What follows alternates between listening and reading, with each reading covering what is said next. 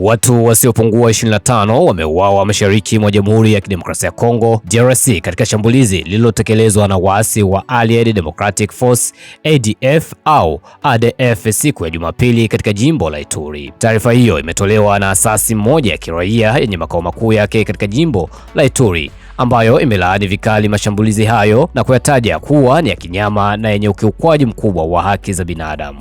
Kwa mujibu wa asasi hiyo, katika watu waliouawa, wanaume 15 walichomwa moto wakiwa hai, huku wengine 7 wakipigwa risasi katika kijiji cha Pakulu. Tukio hilo limetajwa kuacha hofu kubwa na majonzi kwa wakazi wa eneo hilo, wengi wao wakilazimika kukimbia makazi yao kwa kuhofia usalama wao. Aidha, watu wengine 3 wameuawa katika eneo la Walese Vonkutu, pia ndani ya jimbo hilo la Ituri, katika mashambulizi yanayodaiwa kufanywa na kundi hilo hilo la ADF. Mashambulizi ya ADF yameendelea kuwa tishio kubwa kwa usalama wa raia mashariki mwa DRC licha ya operesheni za kijeshi zinazoendelea kufanywa na jeshi la serikali kwa kushirikiana na majeshi ya washirika wake.